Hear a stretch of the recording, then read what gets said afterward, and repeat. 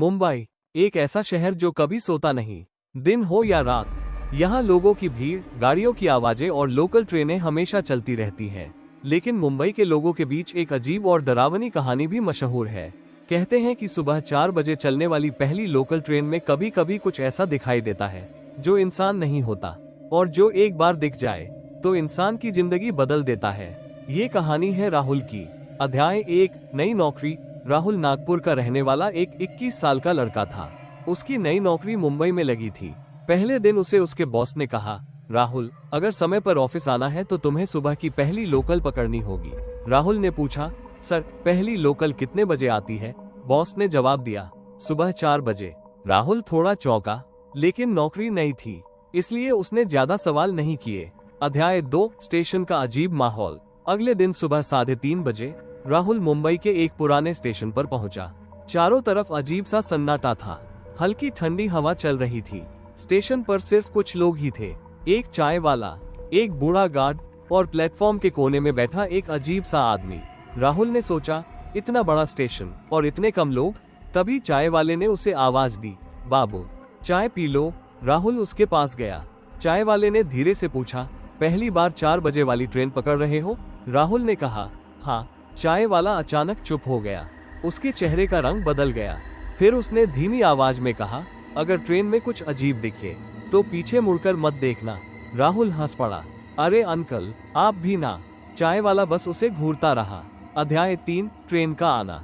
3:58 बजे अचानक दूर से ट्रेन की आवाज आने लगी, लेकिन आवाज कुछ अजीब थी। ऐसा लग रहा था जैसे लोहे की चीख हो। धीरे धीरे ट्रेन प्लेटफॉर्म पर आकर रुकी। राहुल ने देखा, ट्रेन के कुछ डिब्बों में लाइट ही नहीं थी, कुछ खिड़कियां टूटी हुई थीं, और अंदर बहुत कम लोग बैठे थे। राहुल को थोड़ी बेचैनी हुई, लेकिन उसने सोचा, शायद पुरानी ट्रेन होगी। वो अंदर जाकर बैठ गया। अध्याय 4, खाली डिब्बा। डिब्बे में सिर्फ 4 लोग थे, एक बुजुर्ग आदमी, एक महिला, एक सोता हुआ आदमी और राहुल। ट्रेन चल पड़ी। खिड़की के बाहर घना अंधेरा था। ट्रेन की आवाज पूरे डिब्बे में गूंज रही थी। तभी राहुल ने देखा, डिब्बे के दूसरे कोने में कोई खड़ा था। लेकिन अजीब बात यह थी, जब वो ट्रेन में चढ़ा था तो वहां कोई नहीं था। अध्याय 5, वो अजीब आदमी। राहुल ने ध्यान से देखा। वो आदमी पूरी तरह काले कपड़ों में था। उसका चेहरा दिखाई नहीं दे रहा था। वो धीरे धीरे राहुल की तरफ देख रहा था। राहुल को अचानक ठंड लगने लगी। ट्रेन के अंदर हवा और ठंडी हो गई। तभी वो आदमी धीरे धीरे आगे बढ़ने लगा। उसकी चाल बिल्कुल अजीब थी, जैसे उसके पैर जमीन को छू ही नहीं रहे। पहली डरावनी घटना, अचानक ट्रेन की लाइट झपकने लगी। ट्रेन में बैठा बुजुर्ग आदमी अचानक उठ गया और जोर से चिल्लाया, पीछे मत देखना। पूरा डिब्बा सन्नाटे में डूब गया। राहुल घबरा गया।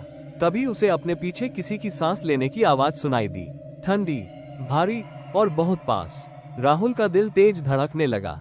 उसने धीरे धीरे गर्दन घुमाने की कोशिश की, और जैसे ही उसने पीछे देखा, उसकी आंखें डर से फैल गईं, क्योंकि उसके पीछे जो खड़ा था वो इंसान नहीं था। उसका चेहरा पूरी तरह जला हुआ था और उसकी आंखें पूरी तरह सफेद। और तभी ट्रेन अचानक अंधेरे सुरंग में घुस गई और पूरा डिब्बा अंधेरे में डूब गया। उस अंधेरे में राहुल को सिर्फ एक आवाज सुनाई दी, आज तुम मेरे साथ चलो। सुरंग के अंदर ट्रेन तेज आवाज के साथ दौड़ रही थी। पूरे डिब्बे में गहरा अंधेरा छा चुका था। राहुल की सांसें तेज हो रही थी। उसे साफ महसूस हो रहा था कि कोई चीज उसके बिल्कुल पीछे खड़ी है। वही ठंडी सांस, वही अजीब सी गंध, जैसे किसी जली हुई चीज की बदबू। राहुल हिल भी नहीं पा रहा था। तभी अचानक ट्रेन की लाइट फिर से जल गई। अध्याय 7, सब कुछ गायब। राहुल ने तुरंत पीछे मुड़कर देखा, लेकिन वहां कोई नहीं था। वो जला हुआ चेहरा, वो सफेद आंखें, सब गायब थे। राहुल का दिल तेजी से धड़क रहा था।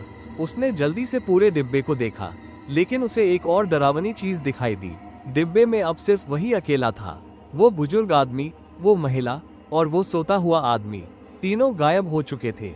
अध्याय 8, रुकी हुई ट्रेन। तभी अचानक ट्रेन धीरे धीरे रुक गई, लेकिन बाहर कोई स्टेशन नहीं था। खिड़की से देखने पर राहुल को सिर्फ घना कोहरा और अंधेरा दिखाई दे रहा था।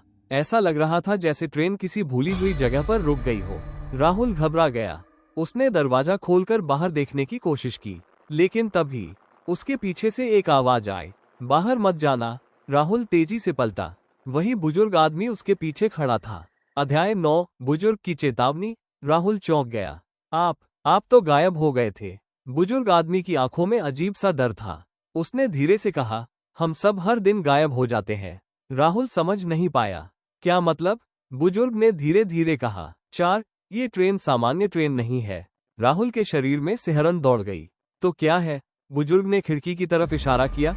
ये ट्रेन उन लोगों की है जो इस लाइन पर मर चुके हैं। अध्याय 10, डरावनी सच्चाई। राहुल की आंखें फैल गईं। क्या? बुजुर्ग आदमी ने कहा, 10 साल पहले इसी समय, यानी सुबह 4 बजे, इस लाइन पर एक बड़ा ट्रेन एक्सीडेंट हुआ था। उस एक्सीडेंट में 60 लोग मारे गए थे। राहुल का गला सूख गया। बुजुर्ग ने आगे कहा, तब से हर साल कुछ रातों में ये ट्रेन फिर से दिखाई देती है। राहुल धीरे से बोला, तो क्या हम?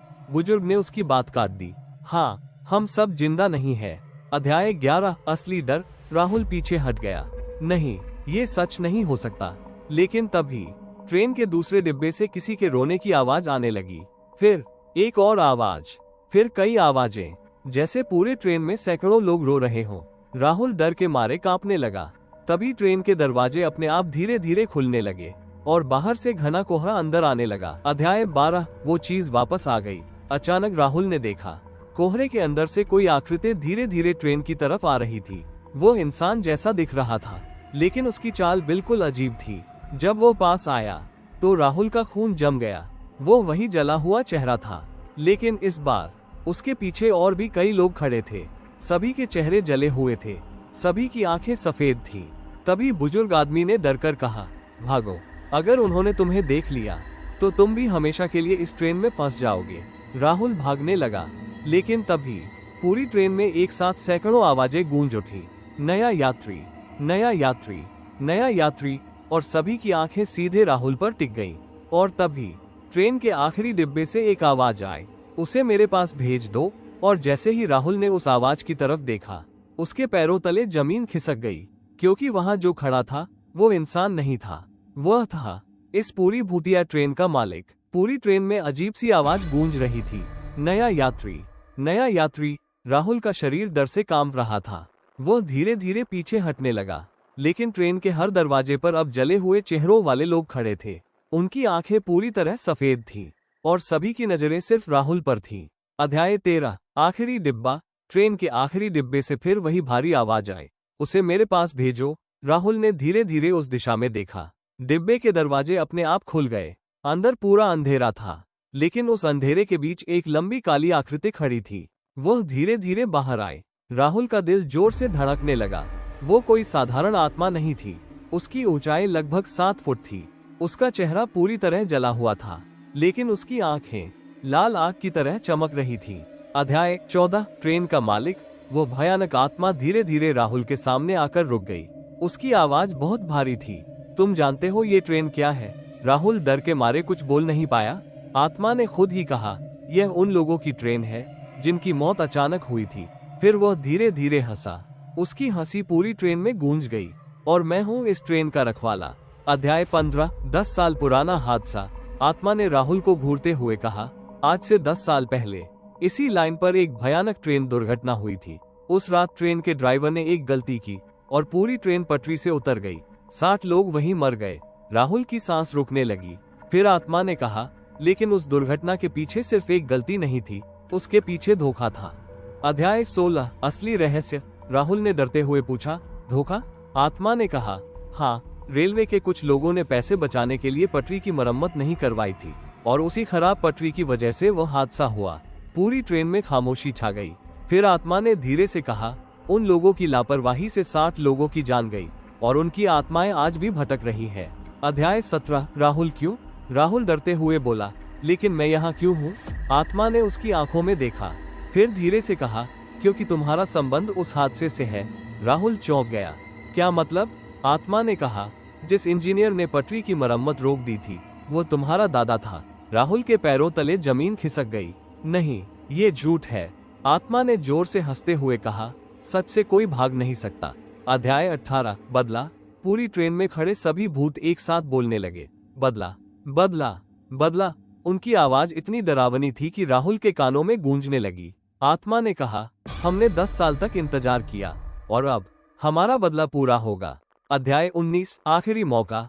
तभी अचानक वही बुजुर्ग आदमी फिर सामने आया।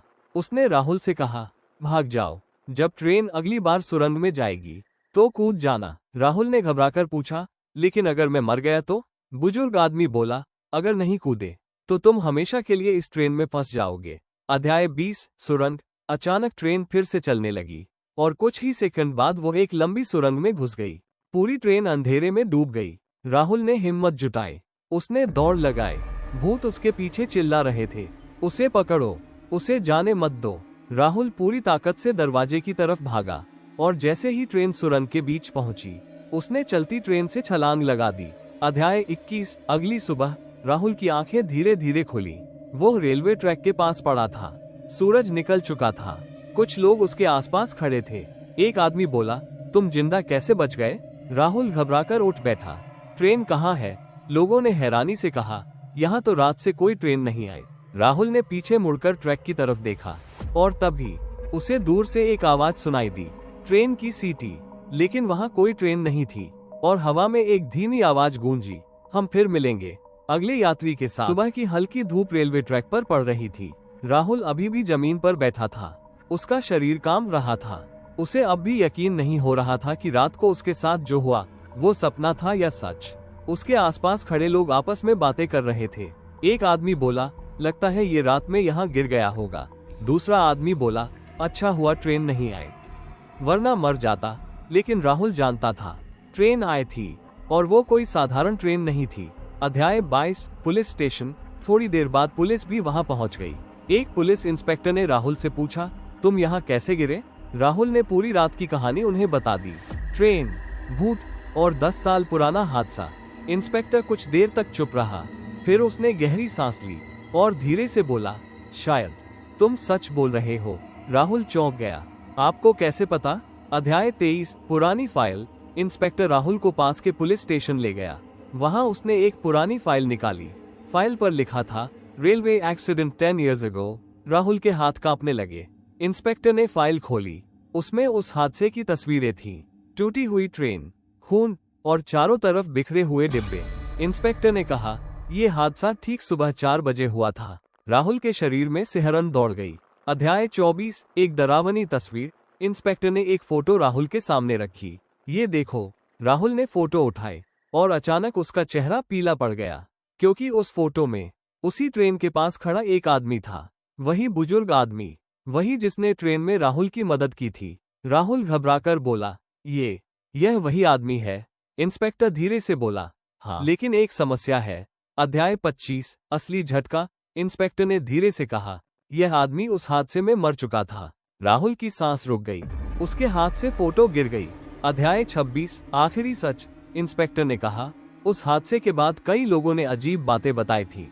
कुछ लोगों ने कहा कि सुबह 4 बजे कभी कभी उस लाइन पर एक भूतिया ट्रेन दिखाई देती है। राहुल चुप हो गया। अब उसे सब समझ आ रहा था। अध्याय 27 घर वापसी।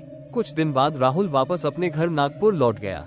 उसने नौकरी भी छोड़ दी, लेकिन उस रात की यादें उसके दिमाग से नहीं जा रही थी। हर रात उसे वही सपना आता, वही ट्रेन, वही सफेद आंखें और वही आवाज, हम फिर मिलेंगे। अध्याय 28 सबसे बड़ा ट्विस्ट। एक दिन राहुल घर में अपने दादा की पुरानी चीजें देख रहा था। उसे एक पुरानी डायरी मिली। उसने डायरी खोली और जैसे ही उसने पहला पन्ना पढ़ा, उसके हाथ कांपने लगे। डायरी में लिखा था, आज मैंने रेलवे अधिकारियों को पटरी की मरम्मत रोकने को कहा। अगर यह बात बाहर आए तो बहुत बड़ा हादसा हो सकता है। नीचे साइन था, राहुल के दादा का नाम। राहुल के हाथ से डायरी गिर गई। उसे अब समझ आ गया था कि उस हादसे के पीछे सच में उसके दादा का हाथ था। अध्याय 29 अंतिम डर। उस रात राहुल सोने गया, लेकिन रात के ठीक 4 बजे अचानक उसकी आंख खुल गई। कमरे में अजीब सी ठंडी हवा चल रही थी। तभी उसे खिड़की के बाहर से एक आवाज सुनाई दी, ट्रेन की सीटी। राहुल धीरे धीरे खिड़की की तरफ बढ़ा और जैसे ही उसने बाहर देखा, उसकी आंखें डर से फैल गई, क्योंकि सड़क पर उसके घर के सामने वही भूतिया ट्रेन खड़ी थी।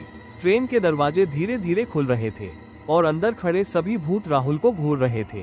तभी ट्रेन के अंदर से वही आवाज आई, राहुल अब तुम्हारी बारी है।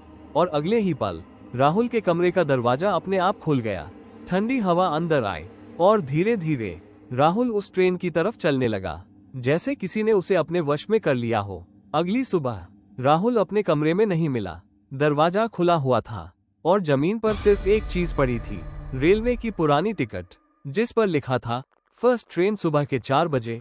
और कहते हैं आज भी मुंबई में सुबह 4 बजे कभी कभी एक भूतिया ट्रेन दिखाई देती है और उसके अंदर एक नया यात्री बैठा होता है, राहुल। ऐसे ही वीडियो देखने के लिए हमारे चैनल हॉरर स्टोरीज चैनल को सब्सक्राइब करें और बेल आइकॉन घंटी का निशान दबाएं।